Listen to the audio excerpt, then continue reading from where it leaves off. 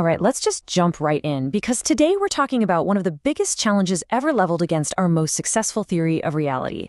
We're talking about quantum mechanics and a Nobel Prize-winning physicist who says, get this, it's fundamentally completely wrong.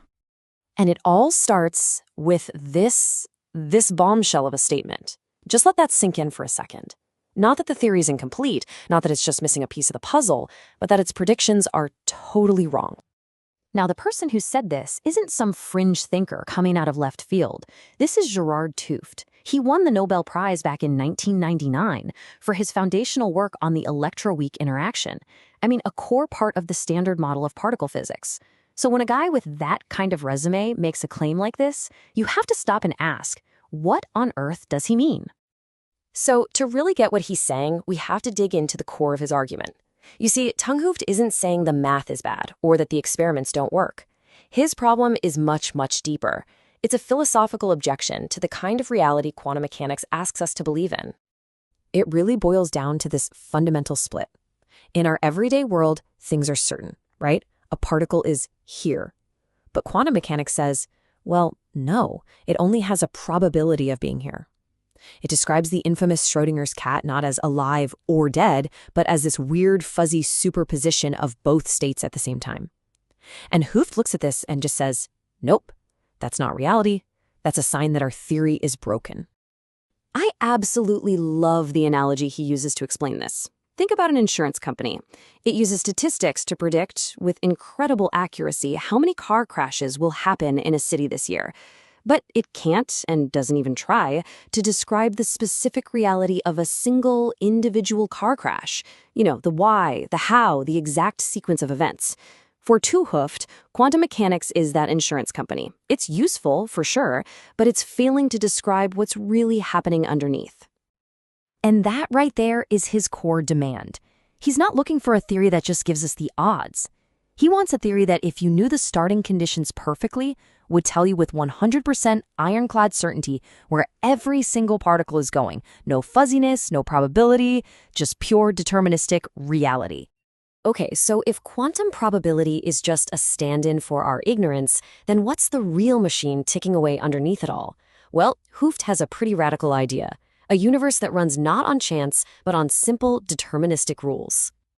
To wrap your head around this, he asks us to picture reality not as some wave of possibilities, but more like a giant cosmic pinball machine. Every single ball follows a precise, predictable path. The reason it looks random and chaotic to us is simply because we can't possibly track the initial position and velocity of every single ball. The randomness is an illusion, one born from our own incomplete knowledge. Now, the formal name for this kind of model is a cellular automaton, but don't let that name scare you. The concept is actually surprisingly simple. Just imagine a giant grid, kind of like a chessboard. Each square or cell can be in a very simple state like on or off, and the entire universe evolves step by step based on a fixed set of rules. And the process itself is incredibly straightforward. At each tick of the cosmic clock, every single cell just looks at the cells next to it, applies a simple, unchanging rule, and then updates its own state. And the entire grid does this at the exact same time. It's from these super simple local interactions that immense complexity can emerge. So what kind of universe does this model build? Well, it's a completely different picture of reality. In this view, time doesn't flow continuously. It clicks forward in these discrete steps. All interactions are totally local, no spooky action at a distance. And maybe most radically of all, the universe might be fundamentally digital, built on whole numbers, on integers, not the infinitely complex real numbers that we use in physics today. Okay, I know what you're thinking. Anyone who's familiar with quantum physics is probably screaming right now about one specific, gigantic problem with this entire idea. And that problem is named Bell's theorem. This is the big one, folks. For decades, Bell's theorem has basically been seen as the nail in the coffin for these local realistic theories, which is exactly the kind of deterministic pinball machine universe Hooft is proposing. So how in the world does he get around it? He goes right for the foundation.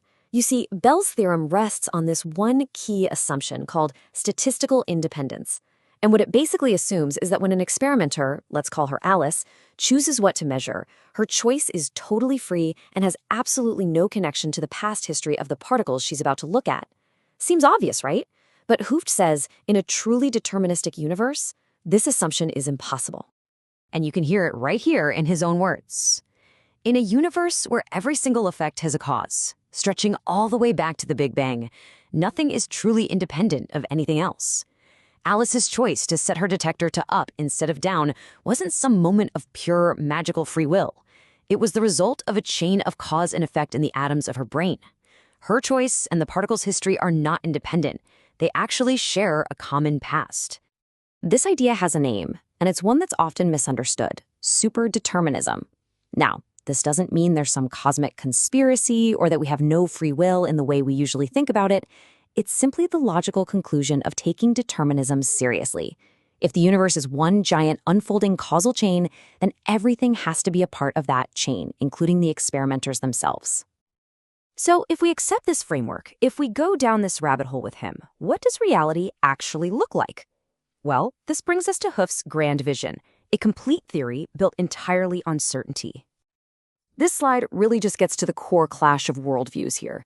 On one side, you've got standard quantum mechanics, built on fundamental randomness, where superposition is a real thing. But in Hooft's vision, all of that is an illusion. The randomness we see is just a reflection of our own ignorance of the true underlying deterministic state. Superposition isn't real, it's just a mathematical tool we have to use because we don't have the complete picture.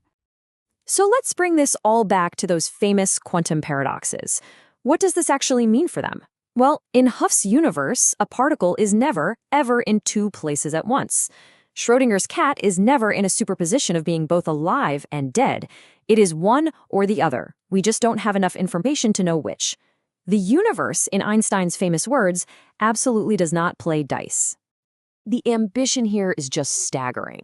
The final goal isn't just to explain away quantum weirdness. It's to build a complete theory of physics where even the fundamental constants, things like the speed of light or the charge of an electron, are not just random numbers we have to measure and plug into our equations. They are consequences that emerge naturally from the simple, integer-based rules of this cosmic automaton. Which leaves us with this final, incredibly thought-provoking claim. Hooft is basically betting that when we finally discover the ultimate laws of nature, all the fuzziness, all the probability, and all the superposition will simply vanish, revealing a clockwork universe of absolute certainty underneath. The only question is he right?